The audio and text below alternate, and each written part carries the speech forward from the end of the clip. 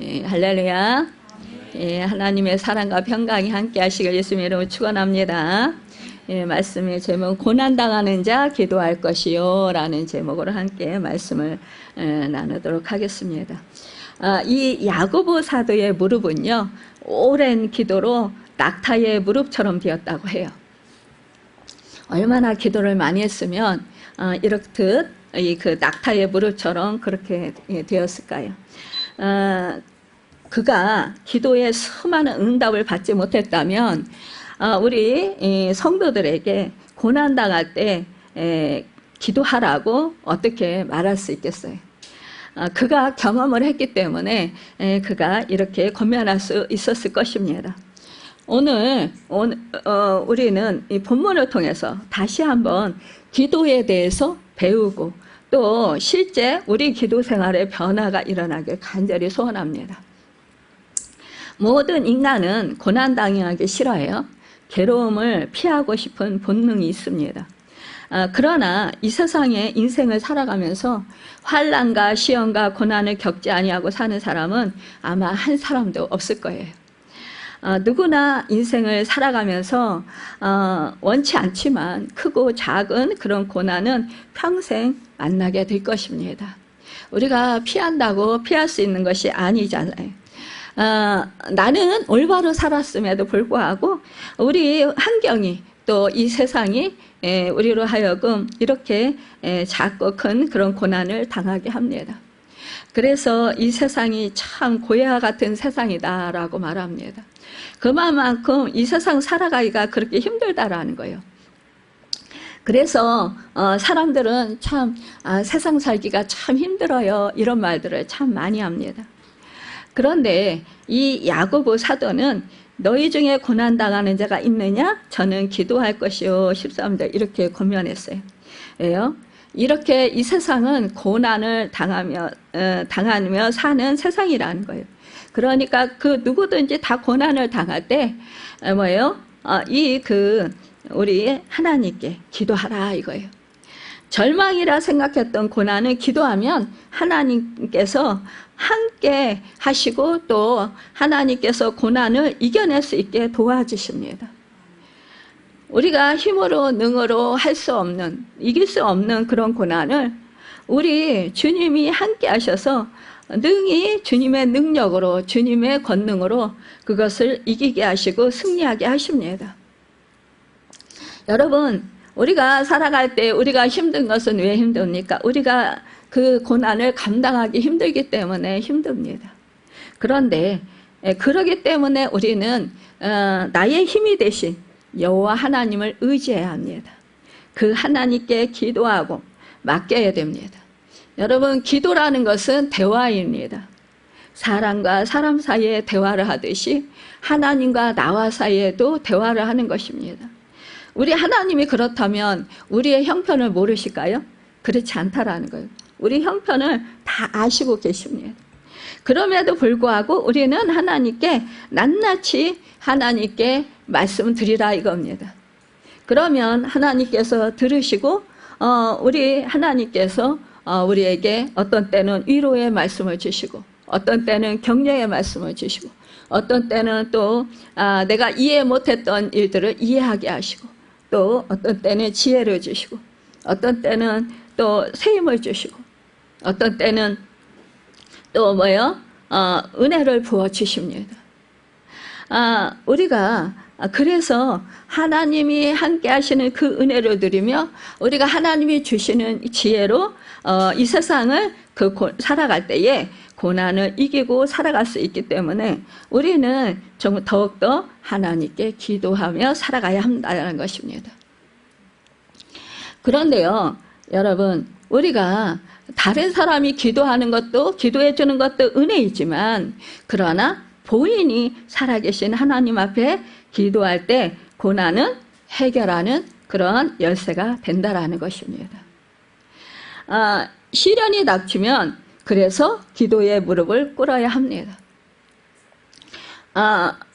우리는 옆에서 많은 기도 동역자들이 기도를 해줍니다. 그러나 여러분, 자신이 기도하는 것만큼 중요하지 않다라는 것입니다. 여러분, 우리가 하나님과 나와의 대화를 자꾸 얼굴을 보면서 마주보면서 하다 보면 더 친밀해져요. 그래서 우리가 친한 사람들끼리 뭐예요? 대화를 많이 합니다. 대화를 많이 하고 뭐예요?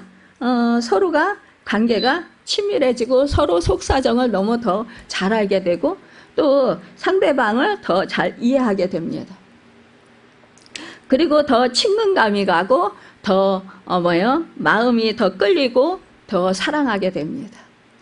여러분, 그래서 우리도 하나님께 기도하면서 더욱더 친밀감을 쌓아가야 된다는 거예요. 그래서 우리 주님은 우리에게 너희를 이제는 종이라 하지 아니하고 친구라라고 말씀했습니다. 친구같이 늘 함께하며 대화하고 친밀하게 지내자 이겁니다. 우리가 종은 뭐예요? 그 주인이 명령하는 것만 이렇게 그것을 행하면 돼요. 그러나 여러분, 친구는 명령이라기보다도 뭐예요? 무슨 일이 있다 그러면 부탁을 하겠죠. 또한 친구 사이는 어떻게 되겠어요? 서로가 서로 간에 허심탄회하게 그 속사정을 다 얘기하겠죠. 근데 종에게는 그렇게 얘기하지 못할 것입니다. 여러분, 그만큼 우리 주님이 우리에게 친하게 지내자라고 말씀하시는 거예요. 친구처럼 내가 너희를 여겨주겠다라는 것입니다. 여러분, 우리가 친구처럼 그렇게 동행하면서 날마다 기도하시는 여러분과 제가 되길 바랍니다. 여러분, 참으로 고난은 기도를 통해서 해결할 수 있는데 기도는 또 고난을 통해서 배웁니다. 우리가 고난을 우리가 고난을 당하면 기도하게 돼요. 그런데 여러분, 기도하다 보면은요, 참으로 이 고난이 왜 이렇게 왔는지, 왜 이렇게 내가 지금 이 고난을 어떻게 이겨야 하는 것인지, 또한 이 고난 통해서 하나님이 나에게 무엇을 고치라고 하시는지, 또 나를 향해서 하나님이 어떤 뜻을 가지고 계신지 이것을 가르쳐 주신다라는 거예요. 그렇기 때문에요, 우리가 이 기도를 또한 고난이 있을 때 더 집중적으로 하나님께 나아가 부르짖어 기도하게 됩니다. 그것도요, 마음 전심으로 정말 모든 의지를 다 발휘해서 그렇게 하나님께 집중적으로 나아가서 기도하게 된다라는 거예요. 그러니까 결국은 이 기도를 통해서 고난을 이길 수 있는 능력을 받고, 또한 이 기도는 고난을 통해서 더욱더 영적인 성숙을 이루고 기도의 용사가 된다라는 거예요. 고난이 가져다 준 복을 그래서 누리게 됩니다. 우리가 참으로 고난이 가져다 복을 누리고 사는 사람들을 우리가 주변에서 많이 보게 되잖아요. 또 간증을 듣게 되잖아요. 우리 성경 말씀 속에서도 많이 보게 됩니다. 여러분, 사실상 고난이 유익이라고 합니다. 왜 고난이 유익일까요? 다 고난받기 싫어하는데, 고난을 통해서 우리가 하나님을 찾고 하나님을 간절히 구하고 하나님을 의지하고 하나님께 부르짖어 전심을 다해서 의지를 발동해서 기도드릴 때 우리는 더 하나님을 깊이 만날 수 있습니다. 그러면서 하늘의 지혜를 받습니다. 하나님을 더 깊이 만납니다. 하나님의 권능을 더 많이 받습니다. 하나님의 은혜를 더 많이 받습니다. 그러면서 정말 하나님이 나에 대한 그런 목적이 무엇인가를 더 깊이 깨달아 알게 됩니다. 하나님께서 나를 향해서 어떻게 인도하시고 계신지 이런 것도 방향을 우리가 알게 된다라는 것입니다. 또한 우리가요, 또한 고난을 통해서 기도를 할 때 여러분, 사실상 그 기도 제목들이 응답될 때마다 하나님에 대한 믿음이 쌓입니다. 또 신뢰가 더욱더 쌓입니다. 그러면서 하나님이 정말 나를 사랑하시는구나. 하나님이 나에게 이렇게 은혜를 베풀어 주시는구나. 하나님은 능력이 한이 없으신 하나님이구나. 이것을 깨달아 안다라는 거예요. 베드로전서 1장 7절에 보니까 너희 믿음의 시련이 불로 연단하여도 없어질 금보다 더 귀하여 예수 그리스도에 나타나실 때에 칭찬과 영광과 존귀를 얻게 하려 함이라고 했습니다. 금이 불로서 연단되듯이 우리의 육체와 신앙도 시련에 의해서 견고하게 된다라는 것입니다. 우리의 영적인 그런 영적인 근육이 생기는 것입니다.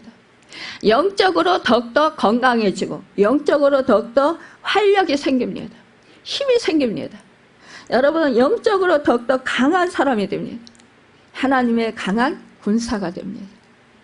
그래서 사탄 마귀를 예수 이름으로 물리칠 때 성령의 역사하심으로 악한 영이 떠나가고 하늘나라가 임합니다.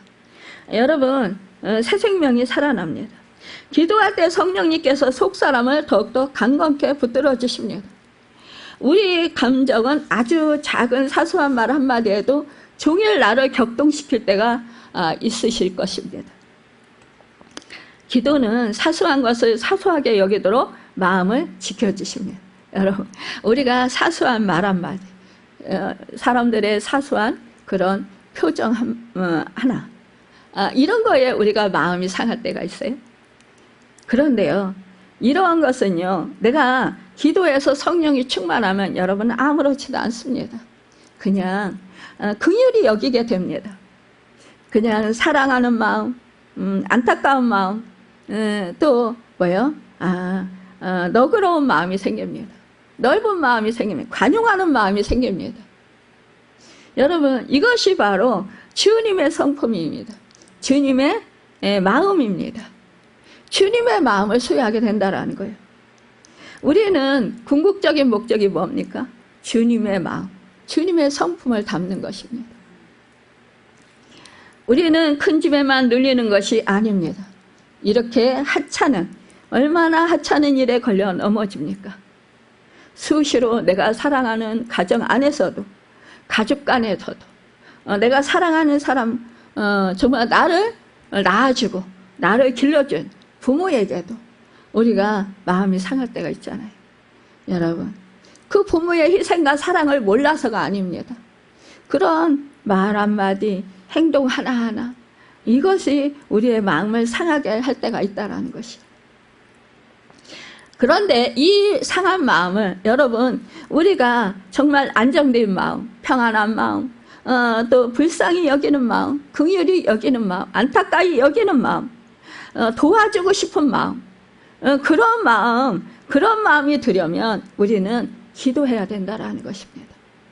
기도해야 성령이 내가 충만하게 되고, 성령이 충만하면 주님의 마음, 주님의 은혜가 내 안에 거하게 되기 때문에, 여러분, 내 마음이 평안하니까 다른 사람들을 바라볼 때도 평안한 눈으로, 평안한 마음으로 바라볼 수 있고 또 이해할 수 있다는 거예요. 그 사람이 연약해서 그렇다, 그 사람이 정말 좀 저런 부분은 안타까운데 하나님 좀 도와주세요라고 기도가 먼저 나온다라는 거예요. 마음이 상하는 것보다 안타까운 마음, 불쌍히 여기는 마음, 긍휼히 여기는 마음, 그러면서 기도하게 된다라는 것입니다. 여러분, 그러면서 사랑의 눈으로 바라보죠. 그리고 긍휼히 여기는 마음으로 바라보죠. 여러분, 그러면서 섬기게 됩니다. 사람은 고난을 당해야 비로소 기도의 필요성을 느끼고 기도하게 되고 믿음을 배우게 되는 것입니다. 여러분, 사람들이요, 참 희한해요. 이게 고난이 없으면 하나님께 기도를 잘할 것 같은데 아니라는 거예요. 고난이 없으면요, 평안하면 그냥 난 이대로 괜찮아, 힘들게 기도해. 그래서 기도를 안 하게 됩니다. 그런데 나에게 고난이 있으면요, 이 고난 때문에 어쩔 수 없이 이 고난을 헤치고 나가야 되니까, 해결해야 되니까, 여러분, 해결해 주실 분은 하나님밖에 없다라는 것을 우리 믿음의 사람들이 알아요. 그러니까 하나님께 기도하게 된다라는 거예요. 이것이 은혜입니다. 사실은요. 여러분, 이런 사실도 모르고 못 깨달으면 얼마나 불행한 사람입니까? 우리 믿음의 사람들이 그래도 하나님이 나를 도와주신다. 하나님이 하시면 능치 못하는 일이 없으시다. 하나님이 나를 사랑하신다. 하나님이 나와 함께 하신다. 하나님이 나를 존귀하게 여기시고 나를 보배롭게 여기신다. 여러분, 이 사실을 아니까 하나님은 나를 실망시키지 아니하시는 분이시다. 이 사실을 아니까 더욱더 기도하게 된다는 것입니다. 그래서 고난이 여러분 기도를 하게 만드는 그러한 축복의 계기가 된다는 것입니다. 과거 역사를 보면 수많은 위대한 인물들은 고난을 통해서 기도와 믿음으로 정말로 감당할 수 없는 그런 고난들을 극복했습니다. 그리고 승리했습니다. 여러분, 우리 믿음의 선진들을 보면은 다 그런 과정들을 겪었어요.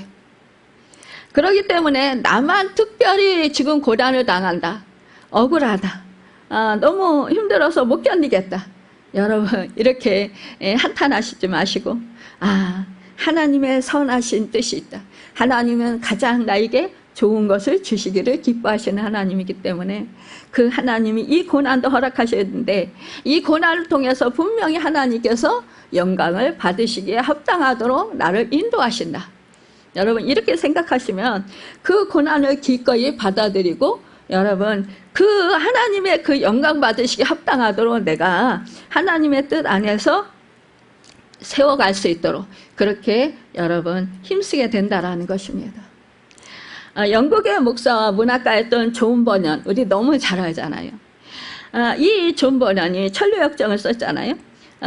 그런데 이 존 버년의 그 부인이 아내가 출산 후 몸이 허락하여서 아이를 두고 먼저 천국에 갔다고 합니다. 그런데 그 큰딸은 장님이었대요. 소경이었다라는 거죠. 눈이 안 보이니까 힘들었겠죠.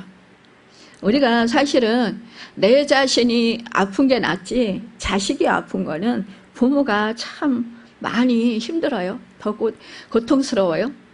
그래서 차라리 내가 아프고 말지 자식이 아프면 정말 내가 대신 아팠으면 좋겠다. 그리고 자식은 안 아프고 좀 건강하게 살았으면 좋겠다. 이런 마음을 갖는 것이 부모의 마음입니다.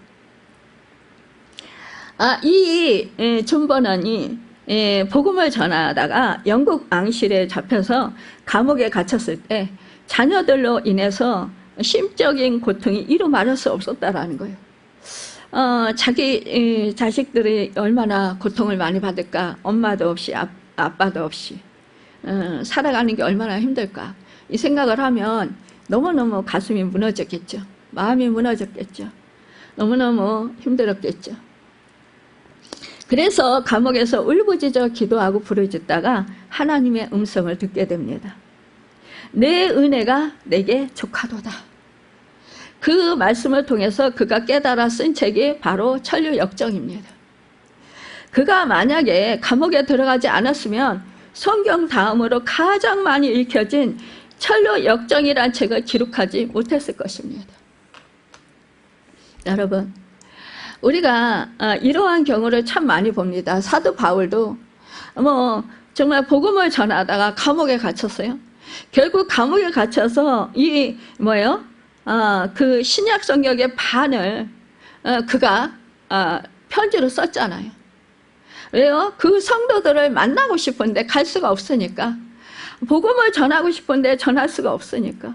그러니까 그 사랑하는 성도들에게 편지를 썼습니다. 이것이 바로 우리가 아는 놀라운 그런 이 바울의 서신서들입니다. 여러분, 이러한 하나님의 놀라우신 그 경륜이 있다라는 것입니다. 우리는 왜 이런 일을 당할까 이해할 수 없고 깨달을 수 없고 그렇지만 여러분 그래서 알지 못해서 그래서 답답할 때도 있지만 그러나 하나님의 뜻은 영영이 서리라고 말씀하십니다. 여러분 그 뜻을 여러분 아시고 이제 다시 세움을 얻으시길 바랍니다. 여러분, 우리가 기도할 때 하나님께만 속한 보배로운 것들로 우리를 하나님께서는 충만하게 하신다라는 사실을 알아야 할 것입니다. 어떤 문제로 기도할 때 하나님께서 지혜를 주셔요? 하나님이 주시는 지혜는 세상이 주는 지혜와 같지 않습니다. 진리를 깨닫게 하고 마음의 평강과 여러분 하늘의 그 능력과 권세를 주십니다. 여러분 또한 우리 하나님께서는 우리에게 평강을 주십니다. 용기를 주십니다. 능력을 주십니다. 하늘의 기쁨을 주십니다. 하늘의 신령한 복을 주십니다. 하나님의 그러한 그 영적인 원리들을 우리가 깨달아 알 수 있도록 은혜를 베풀어 주십니다. 여러분 또한 뭐요? 내가 여러분 하나님과 더욱더 친밀해질 때에 자신감이 생깁니다. 자존감이 높아집니다. 여러분, 우리가 세상에 살아갈 때 나의 자존감이 참 약해질 때가 많습니다. 왜요? 세상 사람들은 세상 가치관으로 살아가기 때문에 내가 눈으로 보이는 것, 또 사람들이 느껴지는 것, 만져지는 것으로 판단합니다. 그리고 그것에 대해서 이렇게 판단하고 정죄하기도 하고 말하기도 하고 그러면서 업신여기고 무시하기도 합니다. 그런데요, 하나님 은혜 안에서는요 절대로 그렇지 않다라는 거예요. 여러분, 오히려 연약하면 연약할수록 여러분 나를 더 사랑하시는 그 하나님의 은혜로 인하여서 여러분 더 내 자존감이 높아집니다. 나 가진 재물 없으나, 나 가진 지식 없으나, 나 건강 있지 않으나, 나 남이 가진 것 있으니 뭐예요? 나 남이 못 본 것을 보았고, 나 남이 갖지 못한 것을 가졌고, 나 남이 듣지 못한 음성 들었고, 여러분 나 남이 없는 것 있게 하셨네. 여러분, 우리가 참 그 송명희 시인이 태어날 때 정말 장애인으로 태어났대죠. 그래가지고 정말 학교도 다니지 못했다고 해요. 집안에서 그렇게 힘들게 그렇게 배우지도 못하고 그렇게 정말 가난한 집에서 그렇게 고통 가운데 살아갈 때 자기는 왜 살아야 되는지 이해를 못했다라는 거죠.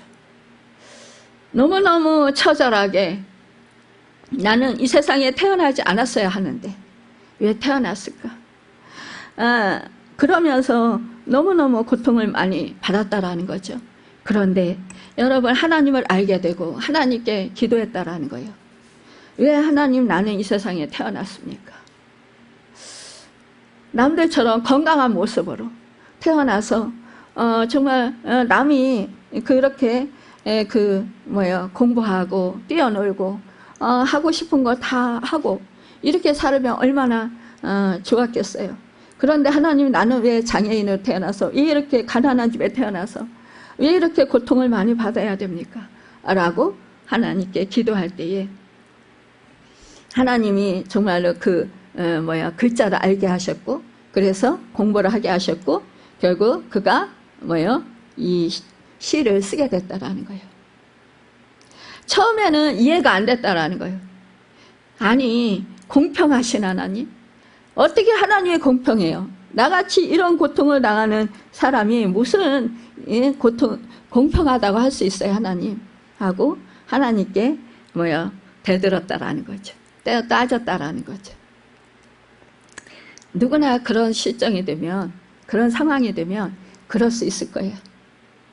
그런데 하나님의 은혜를 받고 그 시를 쓰라고 할 때 쓸 수 없다고 막 그냥 그렇게 때려 썼는데 결국 하나님이 써서 결국은 극동방송에서 김장환 목사님을 만나게 하시고 그래서 김장환 목사님이 그것을 이렇게 찬양으로 그렇게 하게 하셔서 나오게 하셔서 결국 그가 이제 간증 사역자로 그렇게 쓰임 받게 됐습니다.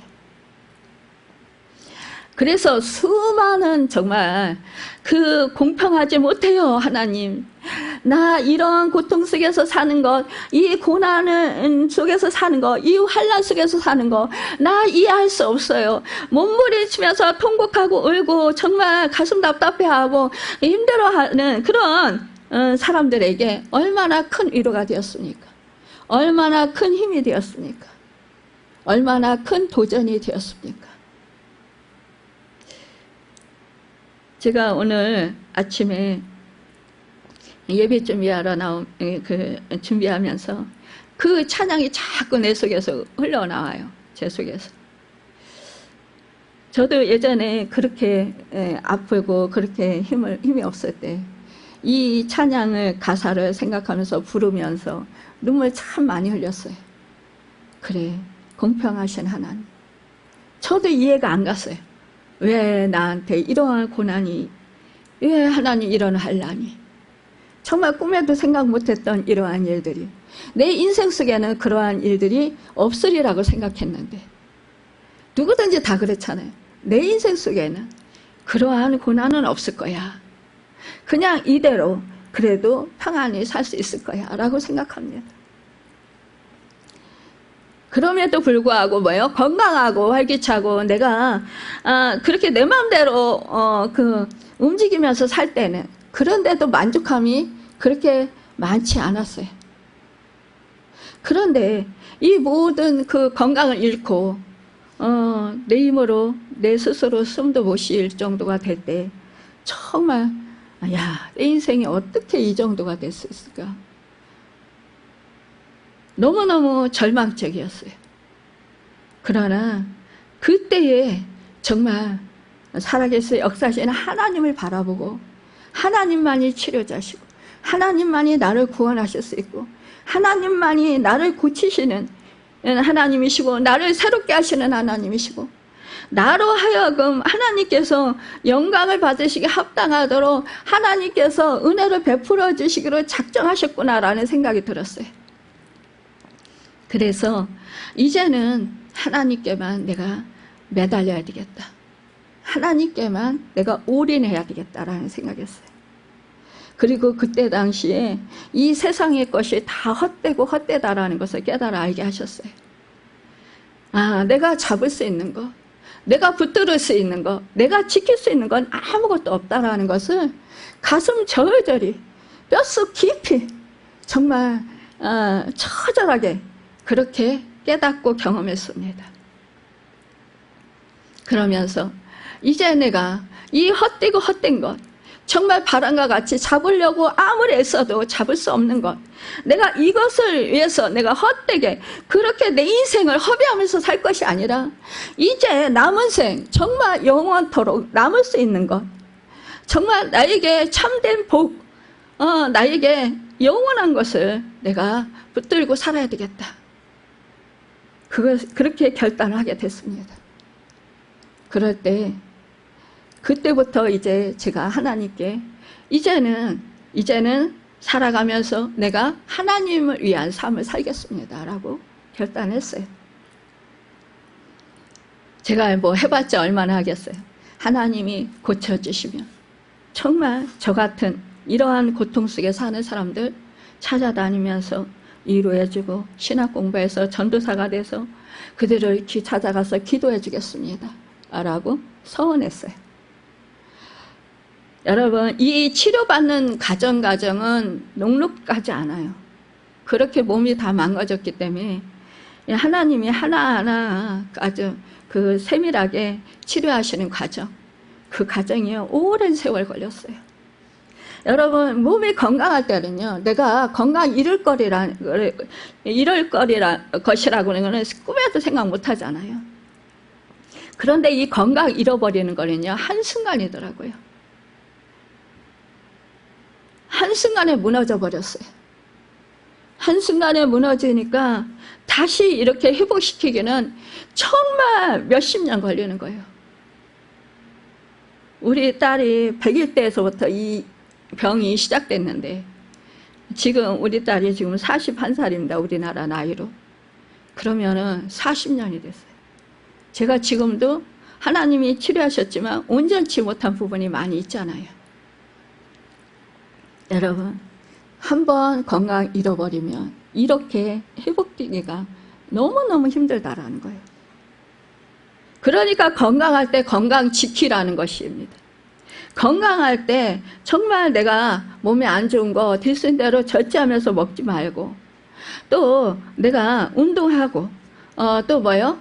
안 좋다라는 거 하지 말고, 여러분 이렇게 우리가 하나님이 나에게 주신 것을 소중히 여기고 귀중히 여길 줄 알아야 된다는 것입니다. 그런데 그냥 내 몸이니까, 그냥 내 시간이니까, 그냥 내가 원하는 대로, 내가 기뻐하는 뜻대로, 내 생각대로 그렇게 사는 것이 즐겁고 그것이 맞다고 생각해서 그래서 그렇게 살았어요. 그런데 결국 무너지니까 이거는 어떻게 걷잡을 수가 없어요.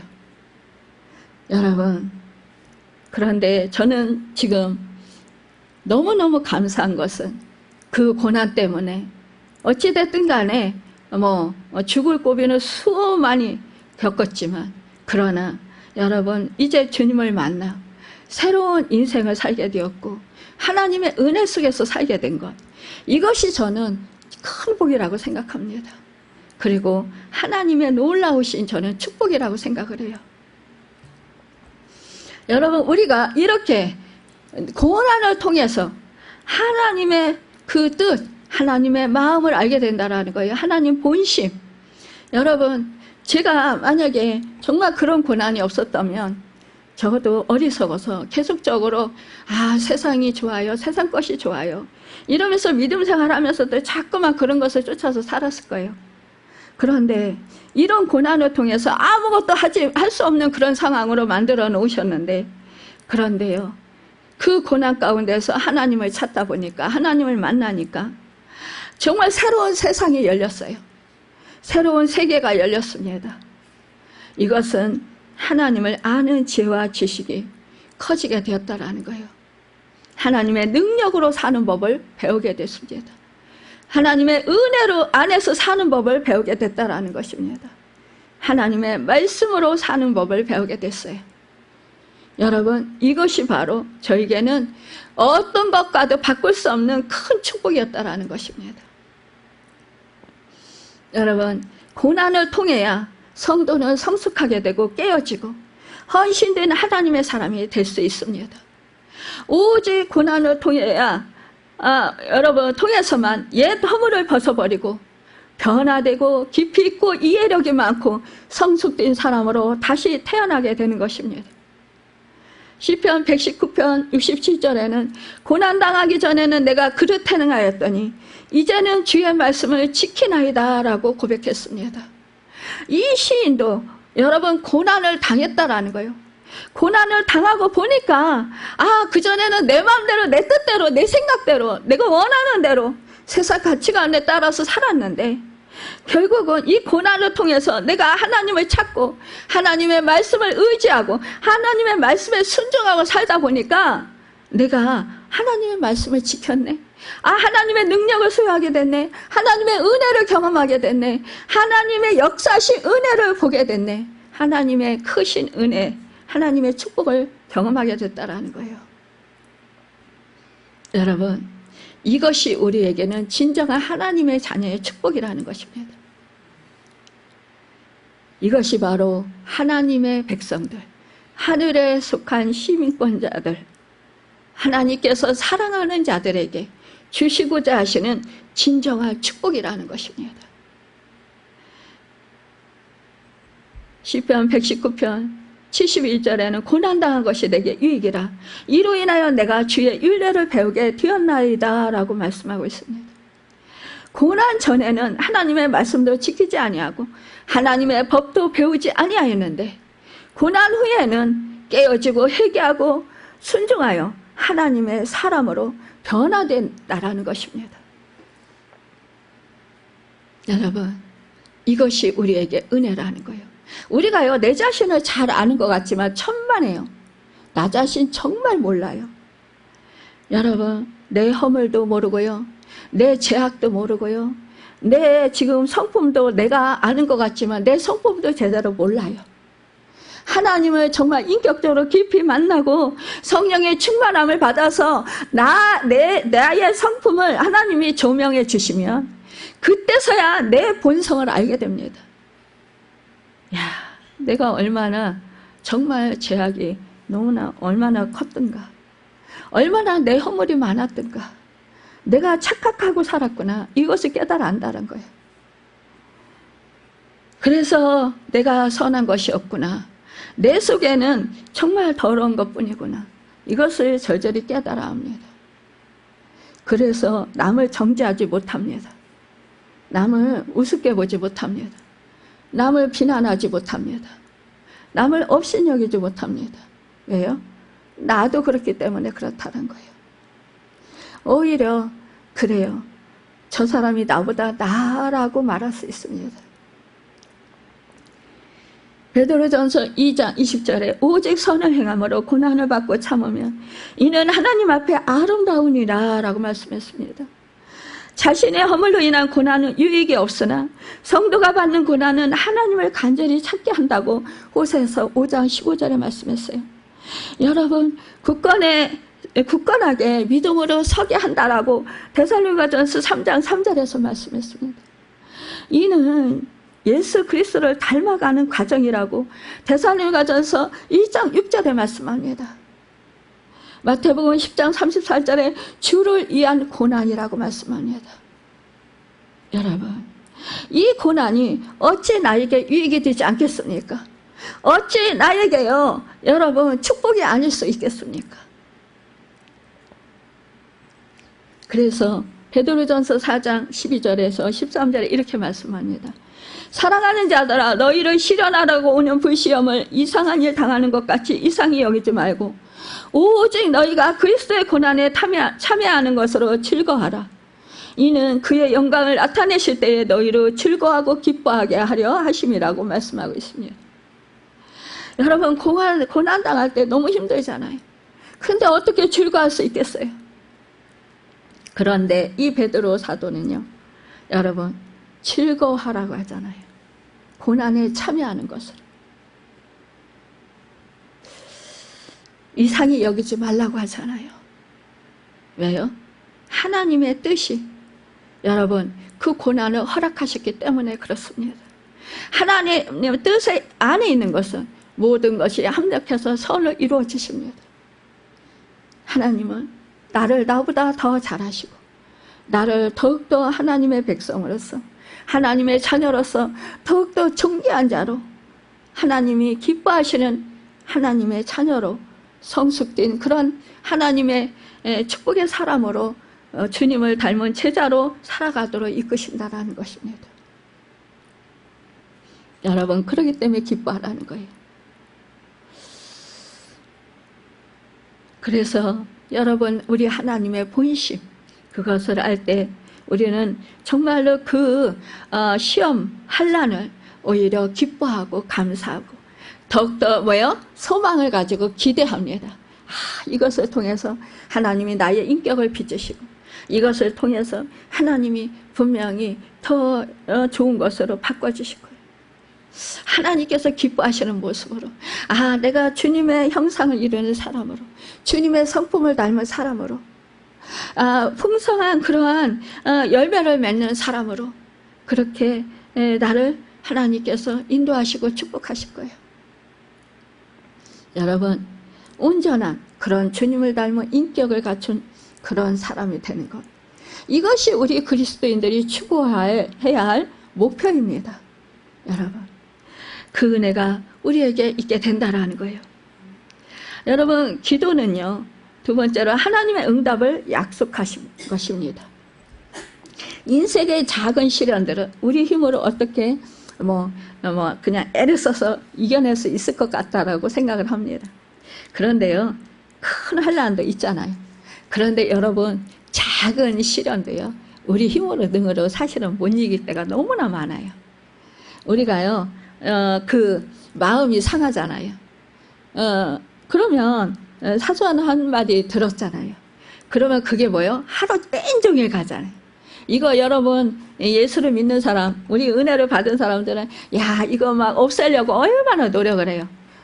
막 찬송을 부르고 기도 말씀으로 바꾸고 막 하나님께 기도가 하고 하나님 도와주세요 그러면서 회개하고 그래도 이게요 막 한동안 씨름을 할 때가 있어요.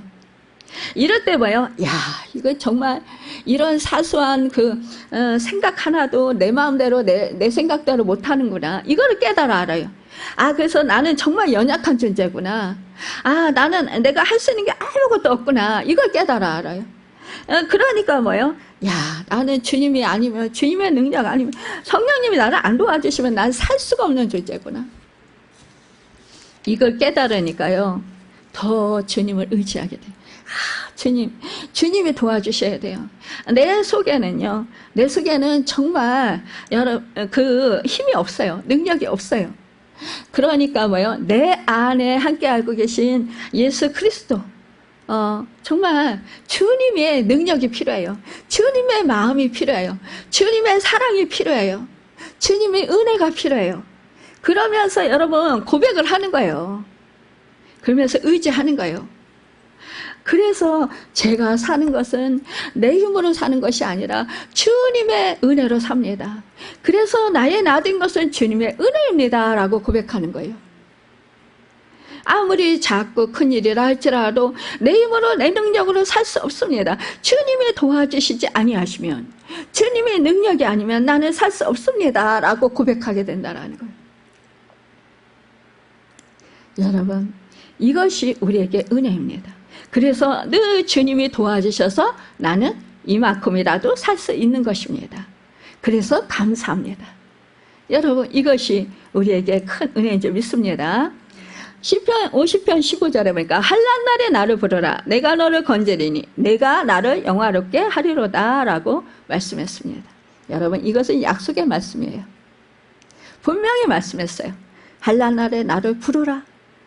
내가 너를 건진다. 내가 나를 영화롭게 하리라. 뭐예요? 우리가 하나님을 영화롭게 하신대요. 왜요? 하나님이 우리를 건지셔서 그 환난 가운데서 건지셔서 우리를 영화롭게 뭐예요? 우리를 통해서 하나님이 영화롭게 되신다라는 거예요. 여러분 나를 통해서 하나님이 영화롭게 되신다. 이거 생각하면 얼마나 기뻐요. 얼마나 감사해요. 우리가 어떻게 나같이 무익한 존재가 나같이 어리석은 존재가 나같이 연약한 존재가 어떻게 하나님을 영화롭게 할 수 있겠어요. 하나님을 환난 날에 부를 때 간절히 부를 때 여러분 그때에 하나님이 응답하신다라는 거예요. 그래서 나의 기도를 들으시고 응답하셔서 이 환난 가운데서 나를 건져내신다라는 거예요. 그래서 하나님이 살아계셔서 역사하신 것을 만민들에게 선포할 수 있게 하신다라는 거예요. 하나님은 살아계셔 봐. 하나님께서 나와 함께 하시는 거 봐 라고 얘기할 수 있다라는 거예요. 하나님이 하셨어요. 나는 할 수 없었는데 하나님이 하셨습니다. 이러면서 하나님께 영광을 돌려드린다라는 거예요. 이것이 바로 하나님을 영화롭게 한다라는 거예요. 여러분 우리가 고난을 참을 수 없잖아요. 그런데 주님이 참게 하셨어. 그것도 다 주님이 하셨어. 내가 한 것이 아니었어. 우리가 이렇게 고백하게 된다라는 거예요. 여러분 우리가 환난 가운데 견디고 이길 수 있는 힘 이거 나에게 있는 것 같지만 없다라는 거예요. 우리는 늘 쓰러지고 넘어지고 절망하고 좌절하면 됩니다. 그런데 그럴 때 뭐예요? 우리 하나님이 우리 주님이 나와 함께 하시면서 나를 지켜주시고 여러분 나를 굳세게 붙들어 주시고 나를 그렇게 이기고 견딜 수 있도록 능력을 주신다라는 거예요. 은혜를 주신다라는 거예요. 그래서 내가 이 고난 가운데 내가 견딜 수 있었고 이 고난 가운데 내가 이것을 이길 수 있었고 이 고난 가운데 내가 이것을 주님의 도우심으로 헤쳐나올 수 있었다. 이렇게 고백한다라는 거예요. 여러분 이 절망 가운데서 내가 절망하지 아니하고 좌절하지 아니하고 주님이 주시는 그 힘으로 은혜로 내가 이것을 견디고 이길 수 있었다. 말씀을 붙들고 내가 이길 수 있었다. 여러분 이것이 우리가 할 수 있는 고백이라는 것입니다. 그래서 여러분 우리는요 말씀을 믿고 여러분 정말로 기도해야 한다라는 거예요. 하나님은요 시건치 아니하시는 분이라고 하셨어요. 그러니까 뭐요? 하나님의 말씀은요 뭐요? 능력의 말씀입니다. 여러분 하나님의 말씀은요 변함이 없으십니다. 하나님의 말씀은 땅에 떨어지지 않습니다. 하나님의 말씀은 그대로 역사하시는 말씀입니다. 그 말씀을 믿으시길 바랍니다. 아멘. 여러분 그래서 우리에게 축복은요 뭐요? 그리스도인들만의 축복이라는 거예요. 기도할 수 있는 특권. 여러분 이것이 능력입니다. 그래서 고난당할 때 기도하는 일이 얼마나 중요한지 우리는 정말로 깊이 알아야 합니다. 여러분 우리가 또한 보면 기도할 때 여러분 지속적으로 기도하려면 정해진 시간을 가져야 합니다. 우리가 물론 우리와 동행하시는 주님, 그 주님과 함께 동행하면서 우리가 정말 늘 어느 때나 뭐 화장실에 갈 때, 길을 갈 때, 잠을 자기 전에 여러분 우리가 언제나 어디서든지 우리가 버스 안에서 뭐 전철 안에서 사람이 많이 북적이는 그런 상황 속에서도 우리가 주님과 은밀하게 대화할 수 있습니다. 그런데요 여러분 우리가 시간을 정해놓고 기도를 드릴 수 있어야 합니다. 그럴 때 더 깊이 주님과 더 친밀한 교제를 나눌 수 있습니다. 또한 주님의 그 은혜를 누릴 수 있습니다. 하나님의 뜻을 더 깊이 깨달아 알 수 있습니다. 하나님께서 나를 또한 적나라하게 보시게 하시는 그 은혜를 누릴 수 있습니다. 여러분 우리 그래서 주님도 언제나 하나님 아버지와 아무리 사람이 많아도 어떠한 그러한 형편에서도 하나님 아버지와 교제하시고자 기도하시고자 그렇게 많은 사람들이 그렇게 따라다니고 그렇게 애워쌌을지라도 그 사이를 빠져나가서 하나님께 기도하셨어요. 여러분 우리가 예수님이 기도하신 그 모본을 우리도 받아야 된다는 것입니다. 참 많은 사람들이 기도하기를 힘들어합니다. 그런데 기도 훈련이 잘 된 그런 사람이라 할지라도 때로는 기도하기가 힘들 때가 있습니다. 그럼에도 불구하고 여러분 우리가 기도해야 하나님과 더욱더 깊은 교제를 나누고 하나님의 능력으로 하나님의 은혜로 살 수 있다는 거 하나님의 인도하심을 받아서 살 수 있다는 걸 알기 때문에 기도해서 그 은혜를 받은 사람들은요 그 시간을 놓치지 않으려고 하는 거예요. 그래서 그 시간 정해놓은 시간에 지속적으로 기도하게 되는 것입니다. 아무리 몸이 아파도 힘들어도 여러분 상황이 안 된다 할지라도 그 시간만큼은 어떻게 해서라도 정말 주님 앞에 무릎 꿇기를 그렇게 애쓴다라는 것입니다. 힘쓴다라는 것이에요. 여러분 우리가 이렇게 기도할 때 정말로 그 주님과 더욱더 깊은 교제를 나누고 고난을 감내할 수 있도록 여러분 그렇게 은혜를 베풀어 주셔서 우리는 그 고난을 감내하고 이길 수 있습니다. 그래서 말씀합니다. 한란은 인내를, 인내는 연단을, 연단은 소망을 이루는 그런 연다고 로마서에서 말씀하고 있습니다. 여러분 믿음의 연단을 받을수록 천국 소망이 우리 속에 넘쳐나게 되고 여러분 정말로 하나님과 더욱더 깊은 사랑의 교제를 나누고 싶어하는 그런 마음이 되고 하나님 뜻대로 행하고자 하는 그런 열정이 생긴다라는 것입니다. 15절에 보니까 믿음의 기도는 병든 자를 구원하리니 주께서 그를 일으키시리라. 혹시 죄를 범하였을지라도 사하심을 받으리라 말씀했습니다. 여러분 우리가 병이 뭐 꼭 죄를 지어서 생기는 병은 아니지만 그러나 여러분 죄를 범해 생기는 병도 있다라는 것입니다. 하나님이 성도들의 죄는 오히려 개입하시고 징계하시기도 하십니다. 왜요? 사랑하니까요. 우리 뭐 성경 말씀에 보면은 구약 성경에도 그렇고 이 백성들이 뭐 죄를 짓고 우상을 섬기고 하나님을 떠나고 하나님 말씀에 불순종하고 이럴 때 하나님께서 징계하실 때가 참 많이 있었습니다. 왜요? 그 백성들을 망하게 하려고 그러신 게 아니에요. 사랑해서 그렇습니다. 그 백성들이 회개하고 돌이키기를 원하셔서 그렇습니다. 나 너하고 친하게 지내고 싶다. 나 너하고 사랑하면서 지내고 싶다.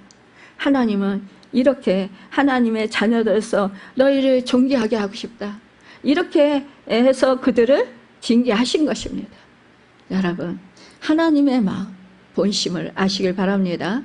그들을 사랑하신 것. 우리도 지금 사랑하시고 계십니다. 여러분, 그렇기 때문에 우리는 낙심하지 아니하고 기도해야 한다라는 거예요. 기도는 우리의 질병과 어려움을 극복하게 하고 여러분 승리하게 합니다. 또한 이 번째로 즐거워하는 자는 찬송하라고 말씀해 주고 있습니다. 즐거워하는 자가 있느냐? 저는 찬송할지니라. 이 말은 우리의 삶의 핵심은 하나님께 달려 있다라는 것을 말씀해 주고 있습니다. 고난당할 때도 행복할 때도 우리 삶의 초점은 하나님입니다.